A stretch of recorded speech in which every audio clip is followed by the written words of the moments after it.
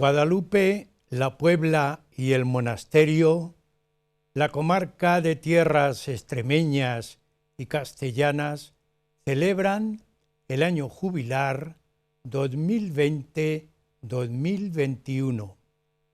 El señor arzobispo de Toledo, en agosto pasado, inauguró el año jubilar. Durará todo un año. También se celebra el considerar al monasterio Patrimonio de la Humanidad por la UNESCO. Celebran sus 25 años. La zona es de leyenda y de historia. Podemos decir que el lugar es un lugar lleno de arte, lleno de piedad, lleno de devoción, que tiene como centro la advocación de la Virgen de Guadalupe. En numerosos pueblos y lugares de España la advocación se mantiene, también en América, fundamentalmente en México. Por ese motivo se nombra a la Virgen de Guadalupe la Virgen de la Hispanidad. El programa Huellas de nuestro tiempo les va a ofrecer hoy Guadalupe con todas sus bellezas artísticas.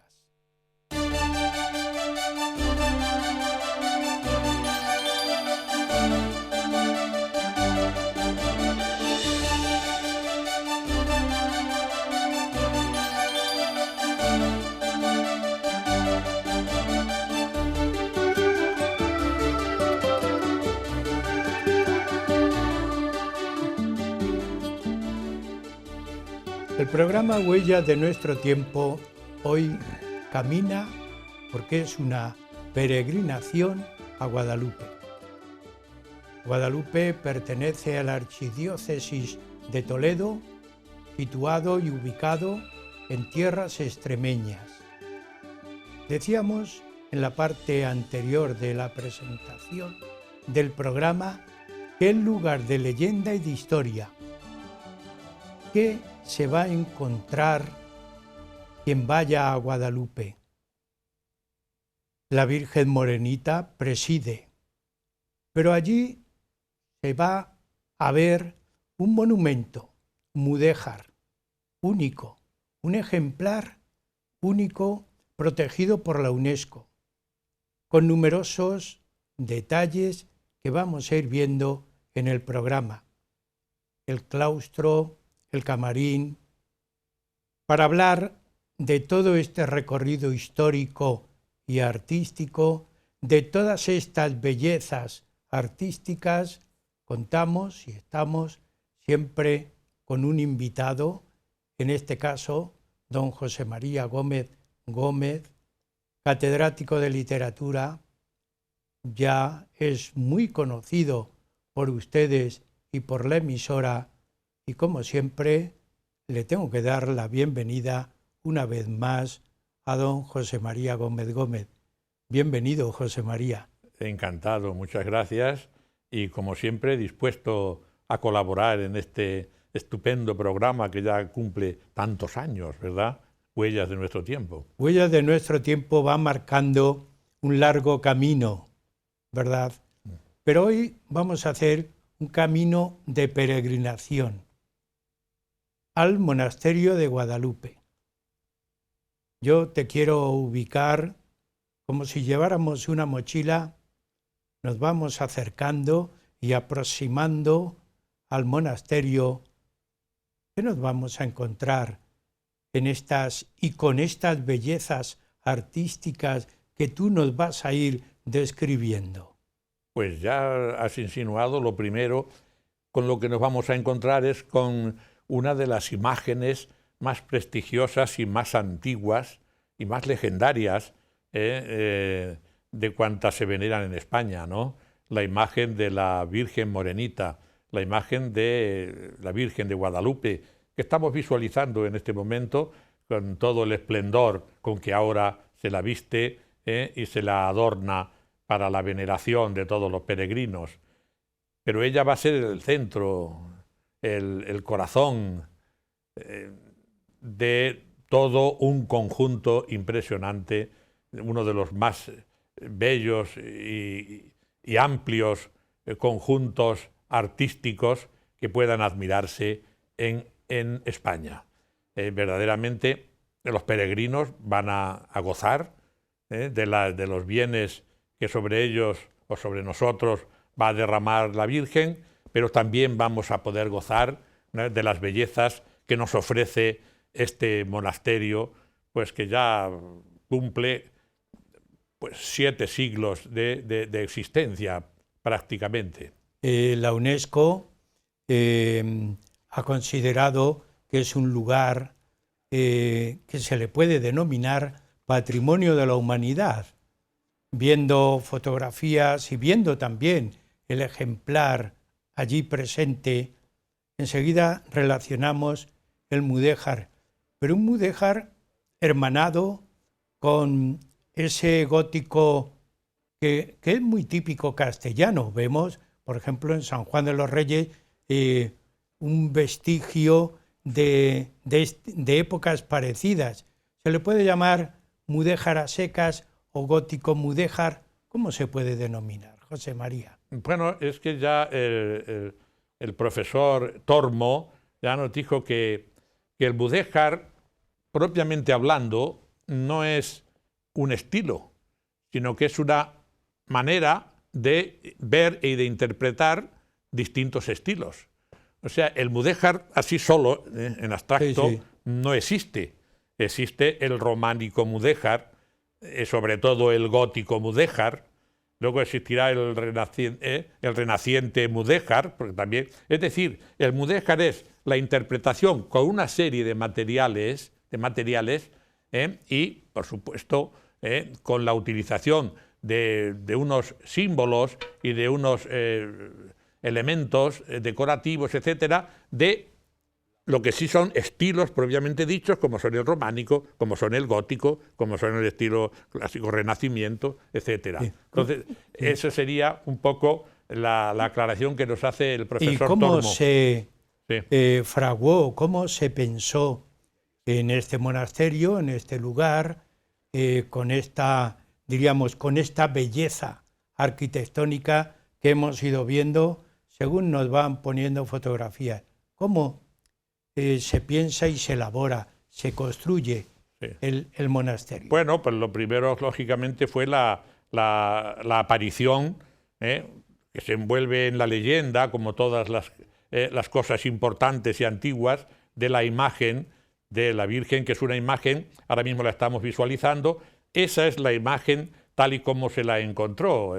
Tiene tallada, aquí no se aprecia porque se le puso enseguida esa cofia, tiene tallada una corona en la misma madera, pero como se la corona con una corona ya de plata o de oro, pues se oculta esa parte labrada de su cabeza, y es una imagen que tiene este aspecto románico, es una imagen teotokos, es decir, de trono de Dios, una imagen sedente que tiene en su regazo al niño, ¿verdad? Y en su mano se le amputó la mano original de madera para ponerle una mano de plata, lo mismo que al niño. Ella sostiene un cetro y el niño, pues, la bola del mundo se le ha sostenido o en actitud, ahora se le ha puesto en actitud de bendecir, ¿verdad? Está policromada, y ese tono moreno,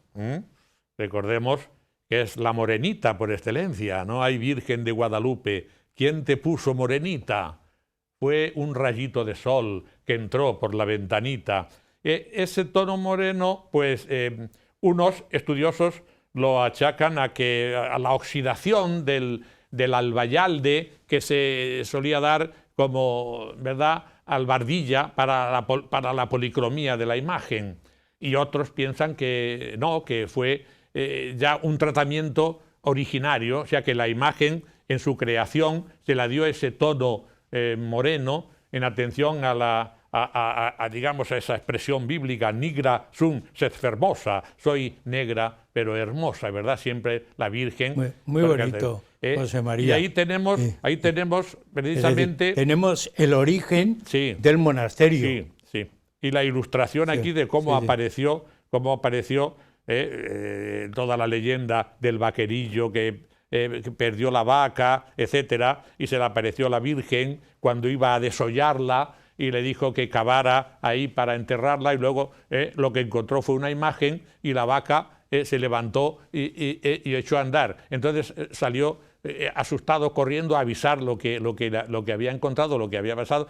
Vinieron y efectivamente ahí encontraron en una construcción que había ruda, escondida, la imagen. Todo esto nos lo cuentan como una leyenda muy... El monasterio se construye sobre la base de una leyenda. Exactamente. Se construye primero una pequeña ermita, un pequeño reducto donde tener la imagen. Si esto sucede, como dicen los cronistas, a finales del siglo XIII o comienzos del siglo XIV, la verdad es que la trascendencia de la devoción fue vertiginosa, porque 30 años después, en 1336, aquello ya es tan grande y tan importante que el rey, toda aquella zona pertenecía a la tierra de Talavera de la Reina. Y en 1336 el rey Alfonso XI ya lo segrega,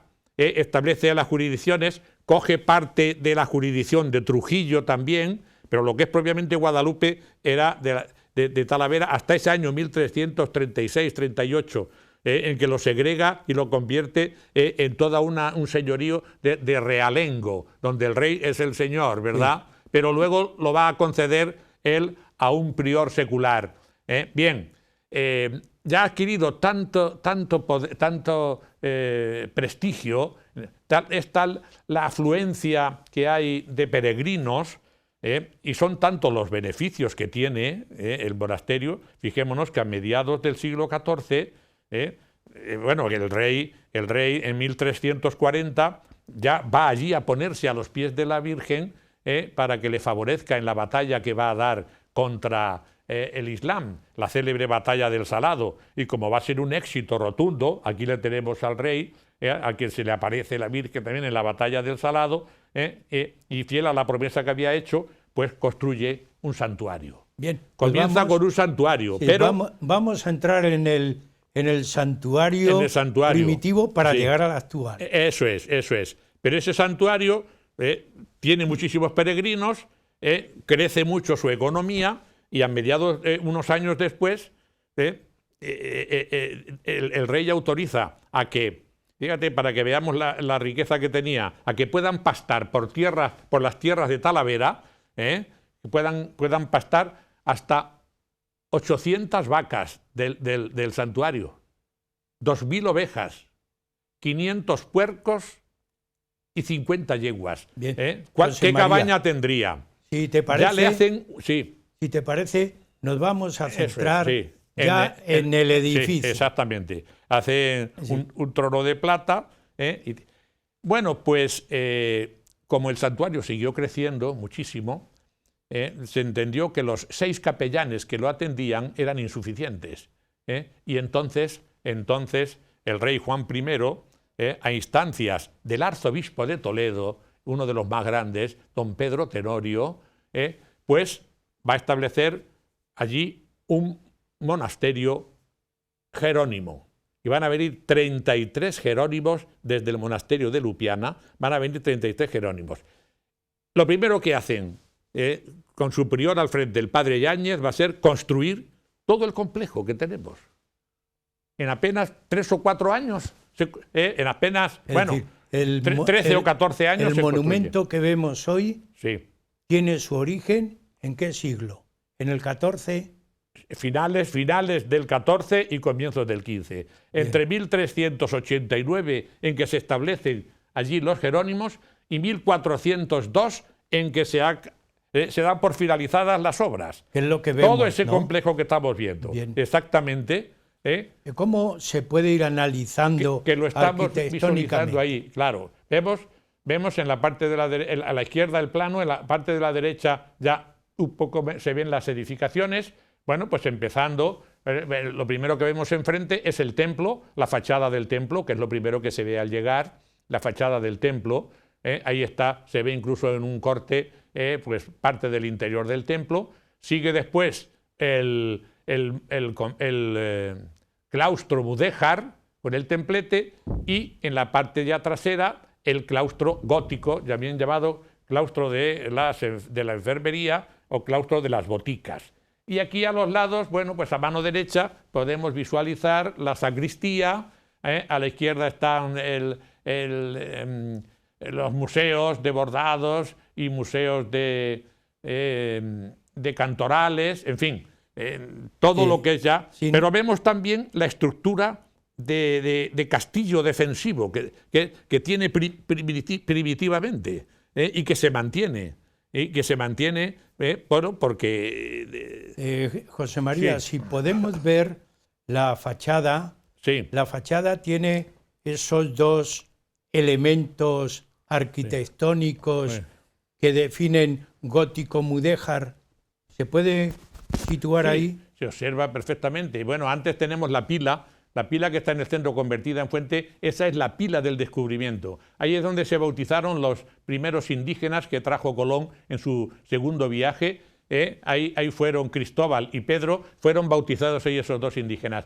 Ahí vemos las torres que son, sí, reducto del carácter castrense originario que tenía también el monumento, ¿verdad? Y luego la fachada con las dos puertas de bronce repujadas, preciosas, que se conservan desde mediados del siglo XV, que las labró Juan de Colonia. Es una portada abocinada con todo un capitel corrido de cardinas que nos recuerda también la portada de Talavera de la Reina, porque es rigurosamente contemporáneo de la colegial de Talavera de la Reina. Incluso, pues si vemos los rosetones y los dibujos que tiene en su fachada, pues nos recordarán también los que podemos ver en la colegial de Talavera. Es gótico mudéjar. Entramos y nos encontramos con la nave. Exactamente. Y nos encontramos con el retablo.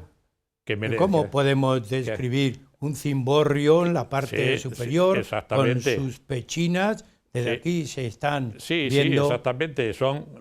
No son columnas, sino haces, nervios, haces de columnas, que el templo fue engrandecido. El primitivo santuario ocupa el espacio, se le amplió, del primitivo santuario también. Que se construye que termina de construirse en 1402. Una de las cosas más sobresalientes es la reja, la verja que separa del presbiterio. Ahí la tenemos en más detalle, que es la que llaman la niña bonita. Ahí tenemos, bueno, pues abajo en el centro tenemos el jarrón de azucenas, que es el escudo de Guadalupe, y vemos ya una reja renacentista, es del año 1512, y tiene esos grutescos, que son esas especies de monstruos con cabeza humana enfrentados, motivos de Candelieri, todo lo que es una preciosa reja del Renacimiento, del comienzo del Renacimiento, de lo que se llamó el romano. Sí. Y también otro detalle que, si lo pueden poner, sí, es el retablo. Sí, claro. El retablo, todos los retablos tienen su impronta peculiar, sí, y aquí, sí, vemos originalidades. Apoyado ¿Situado en qué época? Es de entre 1615 y 1618 se construyó el retablo, a instancias del rey Felipe III, que quiso inaugurarlo, etc. Y bueno, Fray Juan de la Serena, que era su prior, al terminar la obra, presenta un superávit de 5,5 millones de maravedises. Los monjes se echaron las manos a la cabeza, reclamaron que se inspeccionase esas cuentas, y era verdad. Parecía un milagro aquello, después de haber hecho este magnífico retablo que lo trazó Juan Gómez de Mora, y donde trabajan nada menos que Giraldo de Merlo, los grandes artistas que estaban en Toledo, porque eso siempre ha sido una característica en Guadalupe. El centro lo preside la imagen de la Virgen de Guadalupe, con las santas a su lado. Vemos, según miramos a la izquierda, está Santa Catalina, a la derecha Santa Inés, que son obras, magníficas esculturas del mejor escultor posiblemente que había entonces, que era Giraldo de Merlo. También Teotocópuli, el hijo del Greco, Juan Manuel, también trabaja. Y por supuesto las pinturas, también tuvo capricho el rey Felipe III de que fuesen de Vicente Carducho y de Eugenio Cajés. Estábamos viendo ahora, que es muy curioso, el Sagrario. El Sagrario es un escritorio, un vargueño del rey Felipe II, que lo regaló precisamente para ese menester, para que se utilizase. Es una joya hecha en Italia por un discípulo de Miguel Ángel, y ahí está acogiendo la Sagrada Eucaristía, uno de los varios regalos que hizo Felipe II, como todos los reyes, porque ha sido un santuario muy, muy venerado y protegido siempre por los reyes. Juan I es el que lleva a los monjes. Luego después tenemos Enrique IV, que está enterrado ahí. Isabel la Católica, no digamos, ¿no? Sí. Que era su auténtico Ya paraíso. decíamos... Ahí tenemos a Enrique IV a la izquierda, estos sepulcros, sí, que están uno a cada lado en los laterales del retablo mayor. A la izquierda, Enrique IV, y a la derecha su madre, doña María de Aragón, que es la primera esposa de Juan II. No es la madre de Isabel la Católica, el padre sí, pero no. Entonces están ahí enterrados estos dos reyes ahí en el presbiterio. Y finalmente ya en el siglo XVIII se añadió esta casi churrigueresca, porque efectivamente Churriguera participó en la confección de esta sillería, aunque la mayoría de las sillas fueron labradas por Antonio Carnicero, ya en el siglo XVIII. Bien, salimos al claustro. Por lo menos hay que citarlo y desarrollarlo en esta primera parte del programa. ¿Cómo es? ¿Cómo describimos el claustro? El claustro mudéjar, sí, que es el gran claustro mudéjar. Ahí lo tenemos. Es una delicia. Es lo más fotografiado. La portada también, lógicamente, que hemos visto de la iglesia, pero el claustro, quizá por la particularidad de ese templete central y por la perfección de su mudéjar, que es el típico mudéjar guadalupense, de arcos de herradura pero túmidos, es decir, de herradura pero terminada como en ojiva. El arco de herradura es todo el redondo y luego con la forma de la herradura, ese es propiamente el arco de herradura, pero estos que aquí aparecen y que son una síntesis de lo ojival con la herradura, y eso es lo verdaderamente... Y tiene los pináculos, sí, los pináculos propios del arte también gótico, sí. Gótico. Pero luego se utilizan la cerámica, que es algo propio también de lo mudéjar, sí. Y por supuesto todo es labrado en ladrillo, que está enlucido o revocado, como se llamaba, digamos, es grafiado, que es otra característica del mudéjar. El mudéjar utiliza el ladrillo como elemento constructivo, pero puede hacerlo bien visto, como vemos en muchos casos en los ábsides, o enlucidos en el glaciado como ellos, ¿verdad? Es muy bonita. Yo veo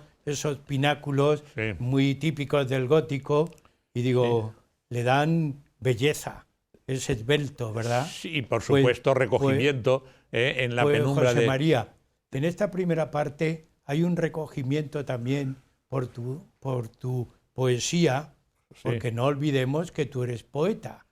Y antes del pequeño descanso que tenemos, ¿qué tenías preparado? Bueno, pues tenía un elogio al templete que le podemos visualizar, porque es quizá una de las cosas más originales y más fotografiadas, un poco es la postal de Guadalupe, es este templete mudéjar que tenemos aquí. Pues y vamos a ver que, como vemos, esa poesía. Le voy a describir en verso. Bien. Le voy a describir en verso y así no nos alargamos más, donde se ve la belleza de su ritmo y la construcción matemática. Euritmia y álgebra, en ladrillos de oro, este clavel deshoja como un sueño hacia el cielo, en volutas su diseño, de su espacio claustral, feliz decoro. Gótico espiritual es su cuadrado, su octógono, arabesco sensualismo. Antorcha, cuyo fuego arracimado resplandece en dorado solipsismo. Se diría un mocárabe exultante, una palmera enhiesta hacia la altura, papal tiara de arbórea arquitectura, talismánica rosa exuberante. En la quietud de su piadosa sombra, bajo la bóveda y las ataujías, entre los nervios de sus lacerías, un murmullo de siglos nos asombra. Es un íntimo canto gregoriano, como de procesión en rogativas, que en la noche una luz de velas vivas envuelve en hondo y melodioso arcano. Late aquí el corazón del monasterio, la magia de su místico misterio. Bien, pues llegamos a la mitad del programa, José María. Continuaremos describiendo todo ese gran contenido artístico que tiene. Un descanso, amigos, y seguiremos en el programa Huellas de nuestro tiempo.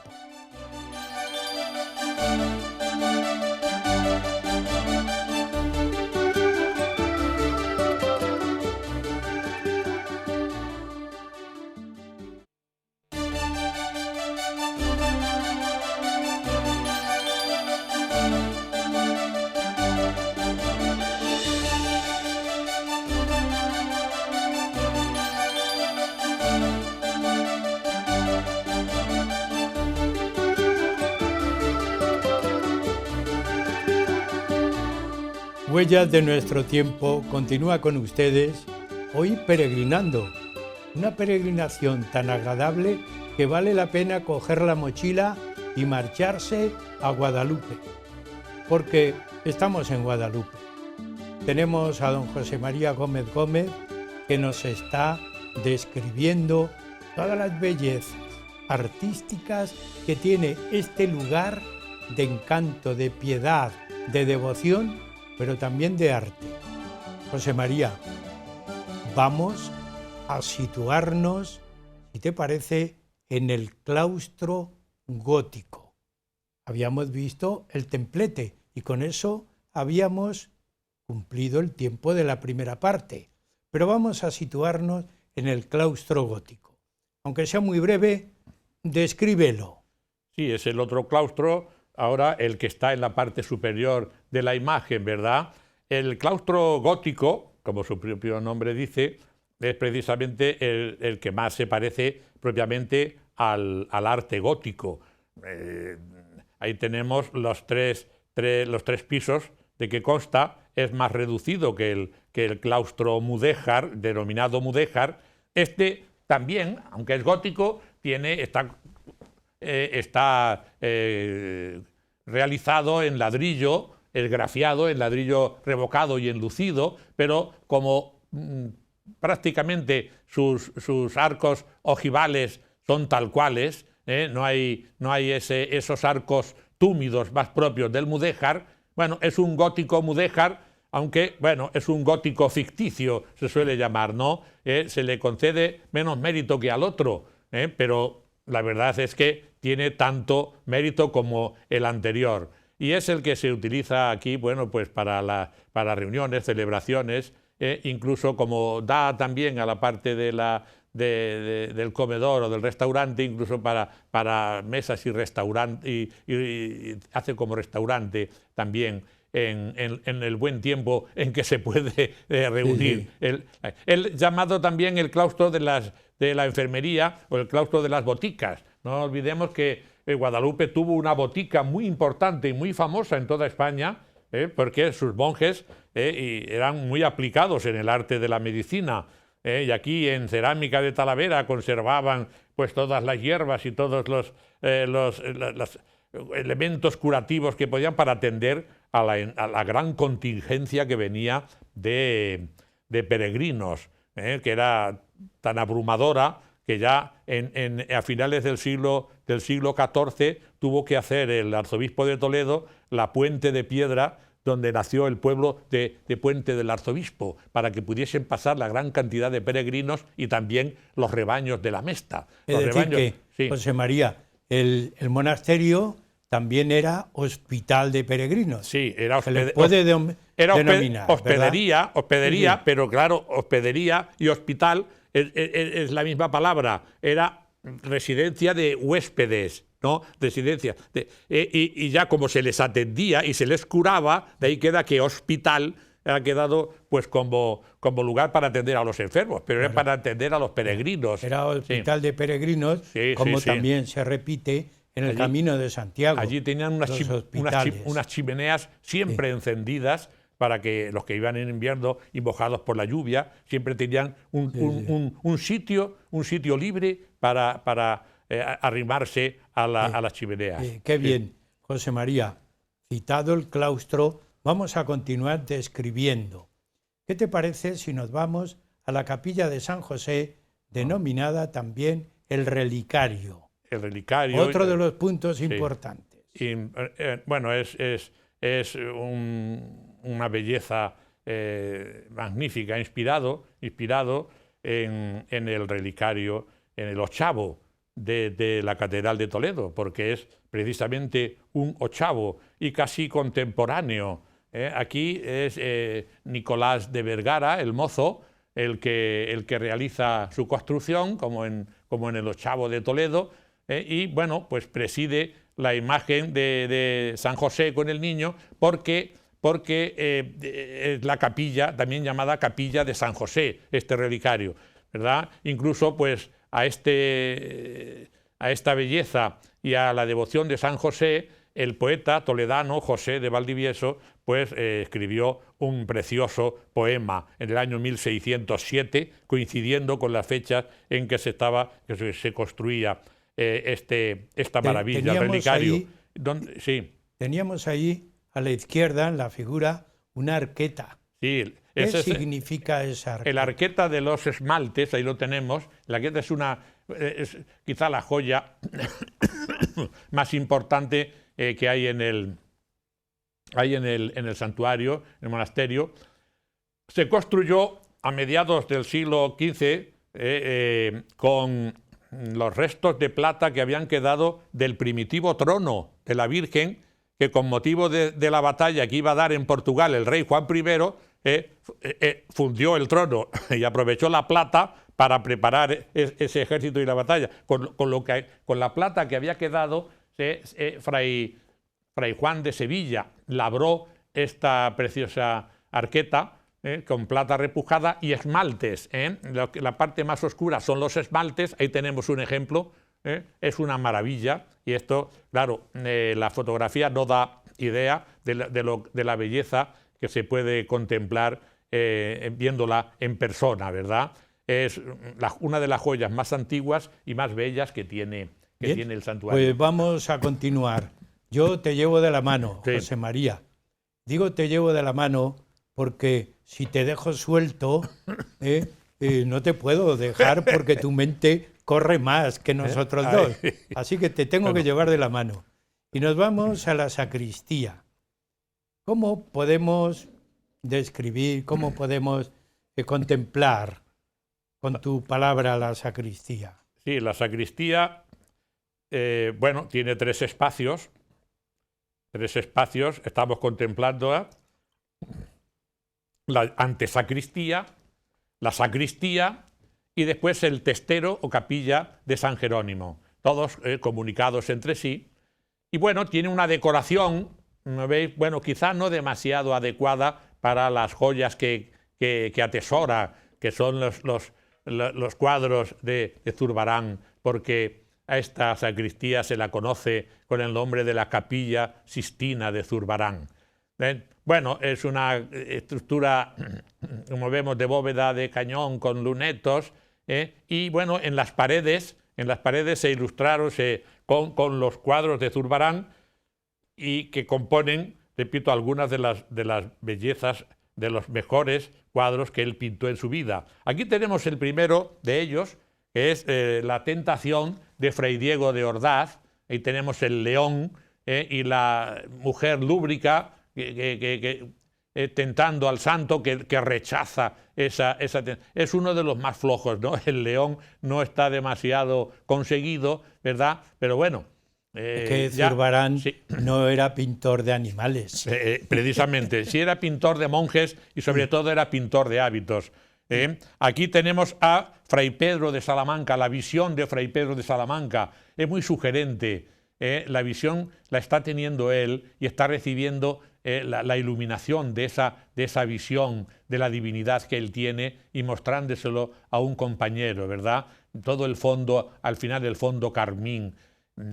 Esta es el padre Yáñez, que fue el primer prior jerónimo y el constructor, bueno, el que dirigió la construcción de todo el monasterio, y es el padre Yáñez rechazando el obispado que le ofrecía el rey don Enrique III, el doliente, ¿verdad? El abuelo de Isabel la Católica. Enrique III, y detrás de Enrique III se aprecia en la ilustración anterior del cuadro, donde se ve el cuadro completo, tenemos lo que se ha considerado el autorretrato del propio Zurbarán. Ahí lo tenemos. Enrique III le proponía para arzobispo de Toledo, pero el padre Yáñez no aceptó su humildad. Es un caso parecido al que después veremos con Fray Hernando de Talavera y la reina Isabel. Ahí tenemos el espacio bonito, otra vez de la... Siguiendo, es elegante, ¿no? Yo considero que es un espacio elegante, arquitectónicamente hecho. Sí. Lo único es que quizá toda la ornamentación es tan puntillista de todo, con la sobriedad de los cuadros de Zurbarán, resalta un poco, ¿no? Seguimos con Zurbarán. Teníamos la misa del padre Cabañuelas, ahí uno de los más famosos. El padre Cabañuelas, bueno, pues tenía ciertas dudas de la Eucaristía y en una ocasión diciendo misa tuvo una visión, que solo él participó de esa visión, pero de la que quedaron restos evidentes, ¿no? Sumido en una niebla, vio cómo el cáliz desaparecía, el vino del cáliz, y en su lugar, pues los corporales se teñían de sangre, ¿verdad? Y se conservan los restos de ese suceso milagroso que experimentó el padre Cabañuelas. Aquí tenemos a Fray Juan de Carrión, que está despidiéndose, presto a morir, está despidiéndose de sus compañeros, ¿no? Bueno, aquí otra vez cómo es capaz de retratar a un grupo de monjes en distintas posiciones y escorzos y sobre todo pues también la maestría que tenía para delinear y colorear esos hábitos.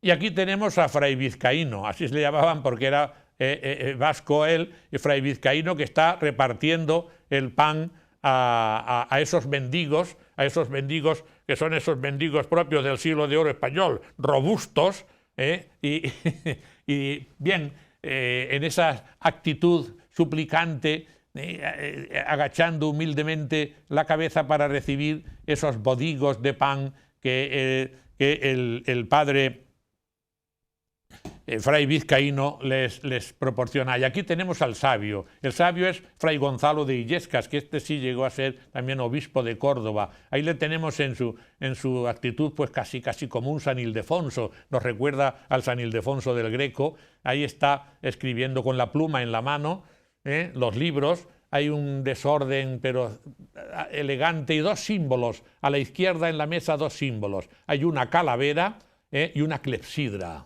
El desprecio de las cosas de este mundo y el tiempo que pasa, la consideración del sabio. Al fondo se ve como una escena donde él también practicaba la caridad y está dando limosna a los pobres. Y debajo justo de la limosna se ve un libro y encima del libro como una granada.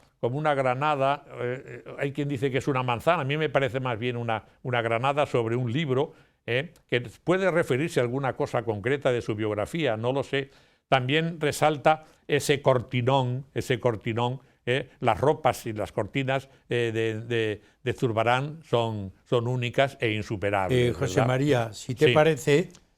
bueno, seguimos con otro cuadro muy importante del padre Salmerón, del padre Salmerón, vale. Del padre Salmerón y la aparición de Cristo, ese triángulo con que está concebida la composición del cuadro maravilloso y cómo al final ese halo de oro de la divinidad los envuelve, ¿no?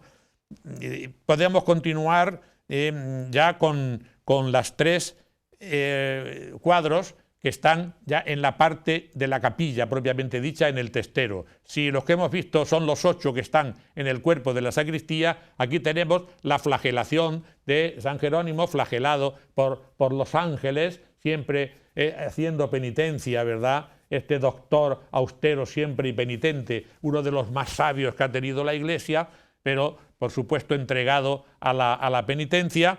Sigue después la tentación de San Ildefonso, esas diablesas que le ofrecen sensualismo, música, gusto, placer, y cómo el austero siempre los rechaza, y termina todo este conjunto, este maravilloso conjunto de Zurbarán, termina con la perla de Zurbarán, que es la apoteosis de San Jerónimo. Y le tenemos como arrebatado por todos esos ángeles, le elevan hacia el cielo San Jerónimo, con un rostro verdaderamente insuperable y con su hábito. José María, sí. Te llevo de la mano y nos vamos al camarín de la Virgen. Ahí tenemos algo que yo voy a resaltar cuando tú hables, que es la figura femenina en el Antiguo Testamento. La importancia que tiene no solamente para la Iglesia, sino también para la humanidad. Pues vamos a ver esa descripción maravillosa del camarín.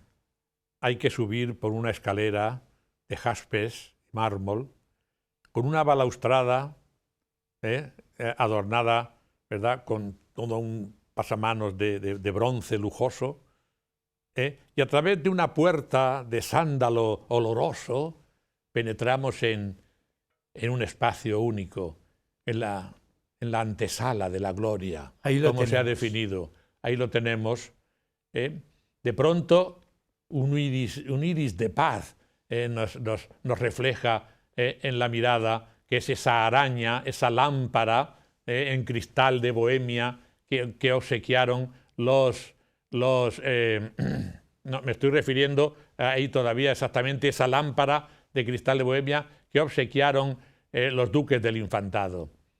Y todo el espacio es como una antesala de la, como una habitación palaciega donde la mujer es protagonista. El centro, por supuesto, es la imagen que está en su camarín, la imagen que veremos luego de la Virgen de Guadalupe. Pero dos obras magníficas de arte, las pinturas de Lucas Jordán, Luca Giordano, ahí las estamos visualizando. Ahí tenemos la concepción con el abrazo ante la puerta dorada de San Joaquín y Santa Ana, la concepción, el ángel que avisa a San Joaquín que vaya, y bien tiene lugar la concepción de María. Después tenemos el nacimiento de María, no podemos describirlos, el tiempo nos apremia, el nacimiento de María. Bueno, algunas de las pinturas tenemos aquí. Luego tenemos la presentación, los purísimos desposorios, San José en sus bodas con la Virgen. Ahí tenemos la visitación a su prima Isabel. Fijaos qué colorido que conseguía, tan maravilloso, qué dulzura, Lucas Jordán. La huida a Egipto, son estampas que hemos visto utilizadas como estampas en muchos devocionarios, ¿verdad? Bueno, y aquí tenemos la asunción de María a los cielos. Pero junto con estas, sí. ¿Qué es lo que realmente es más llamativo, por lo menos para mí, que yo lo quiero resaltar? Bueno. Las 8 mujeres fuertes. Ah, sí. Y aquí la que copla. Yo quiero que envíes un mensaje míralo, sí. A través del programa sobre la mujer, sobre el feminismo. Ahí tenemos. Sí, ahí la tenemos. ¿Qué es lo que tenemos? Las tenemos como prefiguración de la Virgen María, las 8 mujeres fuertes. ¿Por qué se distinguen? Bueno, se distinguen por su valor, por su iniciativa, se distinguen por su fortaleza y por su virtud, lógicamente. Por la justicia. Y la justicia, casi todas ellas, efectivamente, su reacción o la determinación que toman, ahí tenemos a Judith, que tiene la cabeza de Holofernes, etcétera, es por hacer un acto de justicia, efectivamente, pero Judith, con determinación. Pero para eso hay que tener determinación, fortaleza, ¿verdad? Esther, Judith, Sara, Abigail, Miriam o María, son nombres, la profetisa, era hermana de Moisés y de Aarón, efectivamente. Son nombres que debían quedarse Jael, en la historia, Débora, José María. Sí. Debían quedarse en la historia de la mujer, en la historia de la humanidad, en la mujer, por su fortaleza. Y además se debían fijar históricamente cómo la mujer ha ido repitiendo ese tipo de virtudes, y porque el hombre las ha arrinconado, y no me importa decirlo, no han sobresalido. Esas virtudes me refiero, no solamente a los nombres de la mujer, sino las virtudes. Y al peregrino que vaya, yo le quiero hacer esta implicación y esta llamada, que visite el camarín y se fije en esas estatuas, porque está representada toda la fortaleza que tiene la mujer en su obra en la humanidad. Sí, además, ¿Me parece ahí ese mensaje? Por supuesto. Y lo más normal es encontrar estas mujeres en los oratorios de las reinas, en las descalzas, el oratorio de doña Margarita de Austria, etcétera, y otras reinas, pues les gustaba tener y decorar con las mujeres fuertes de la Biblia. Porque ahí tenían modelos. Exactamente. Pero es que aquí se las propone también al lado de la Virgen María, como prefiguración. Aquí son una prefiguración de la Virgen María. Bien. Tiene Guadalupe hermoso lo que no tiene Madrid. Las 8 mujeres fuertes arriba en el camarín. Hay que subir al camarín, hay que besar allí a la imagen de la Virgen de Guadalupe, y hay que fotografiarse a su lado. Como ahí me tienes, cuando en una de las ocasiones en que como gran maestre yo entonces del capítulo de Isabel la Católica, hicimos allí un acto de investidura. Bueno, José María, en esta última parte, 2 cuestiones que no se nos pueden quedar. Una primera, por lo menos citar los museos del monasterio. Sí. Y tienes que pensar en el poema final.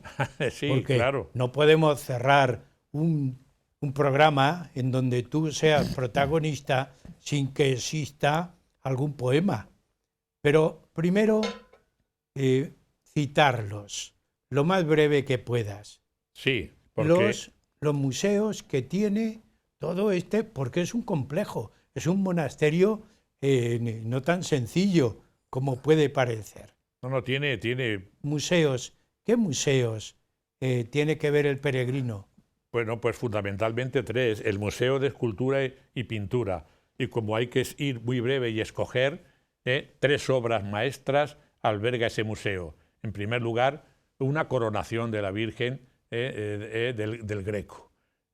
Y sí, es del Greco, no es solamente de su taller, que debió trabajar ahí, pero el Greco lo perfeccionó. No es su obra maestra, pero es una obra original, muy importante, muy sí, importante. Es original. Procede del pueblecito de Talavera la Vieja, que está hoy debajo de un pantano.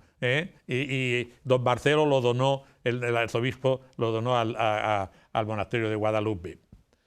Tenemos también de Luis Tristán, otro discípulo del Greco. Tenemos el martirio de San Lorenzo en la Parrilla, ¿verdad?, donde el pobre murió de esa manera tan atroz, Tristán. Y finalmente también un Goya. Ahí tenemos Confesión en la cárcel, que es una de las pinturas negras de Goya. Estas tres obras... ¿Qué otros museos hay? Por lo menos citarlos. Bueno, pues para que se puedan visitar. Magnífico, no puede dejar de visitarse el Museo de los Bordados. El Museo de los Bordados, porque el taller de bordados que tenía Guadalupe era uno de los más importantes, con mucho, de España. Y ahí tenemos algunos de los bordados frontales de altar. Hemos visto también ternos, ahí tenemos este conjunto que hace todo él hace juego, esta preciosa capa. Imposible detenernos con todos los detalles de estos bordados, pero esto, como todo, viéndolo en persona, resplandece y asombra mucho más, ¿no? Hay que citar, José María, los cantorales. Sí, por supuesto. Es obligado. Por supuesto.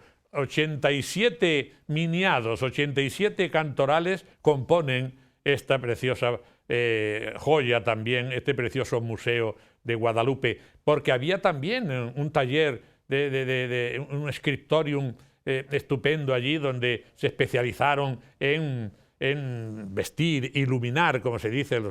Ahí tenemos, por ejemplo, a Gil Cordero y la aparición de la Virgen. Bien, misales, libros de coro. Con lo visto, sí. Da envidia no poder tener uno de esos cantorales. Y recuerdos de los personajes grandes que pasaron. Ahí está Cristóbal Colón con los dos indígenas que trajo, y fueron los primeros indios o indígenas americanos bautizados en España. Ahí los tenemos, Cristóbal y Pedro. Y cómo no, una joya, esta ya no está allí, pero es el regalo, el obsequio, el esvoto que llevó Hernán Cortés. Una preciosa piedra preciosa, imitando, es un joyel de un escorpión. A él le picó un escorpión peligrosísimo que había allí en México, cuando paseaba por las viñas viendo sus propiedades. Le picó a Hernán Cortés, y como se salvó, no murió de una picadura que en muchos casos era mortal, encargó esa pieza de plata, oro y piedras preciosas, y dentro metió el bichito que le había picado y lo trajo como ofrenda a la Virgen, José María, a la Virgen de Guadalupe. Yo te voy a encargar también una última cuestión. Terminamos el programa con otro poema, porque si no, no sería el programa de José María. Así que contamos con él. Bueno, pues yo pensaba leer un poema en honor a Isabel la Católica, pero como ya lo he hecho en otras ocasiones y ya es más conocido, y allí está grabado en cerámica en el busto de Isabel la Católica, que se puede contemplar al entrar por la hospedería, y que colocó el capítulo de Isabel la Católica, siendo yo gran maestre. Yo me encargué de encargar hasta el pedestal de piedra y toda la cerámica que allí se puede visualizar. Entonces, hoy voy a leer un poema más reciente, que me ha inspirado los cuadros de Zurbarán. Vamos a volver a verlos como homenaje a, sin duda, esa denominada justamente Capilla Sixtina de Zurbarán, la sacristía de Guadalupe. He vuelto al estudioso monasterio que consagran angélicos pinceles. y allí siguen, fantásticos y fieles, los frailes que forjaron su misterio. Allí sigue el león jeronimiano, Fray Diego de Ordaz y sus tentaciones, Fray Pedro y el fulgor de sus visiones, horizonte augural, carmín lejano.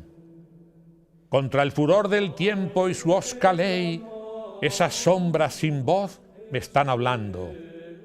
El padre Yáñez sigue rechazando el honor que le ofrece altivo el rey. Diríase que es fatuo y vano cuento, pero hay vida y aliento en estas telas. Brazos en cruz, el padre Cabañuelas asiste incrédulo al milagro cruento. Arrodillado entre hábitos y gestos, se despide Fray Juan de sus amigos y ofrece rebosante de los cestos el pan, Fray Vizcaíno, a los mendigos.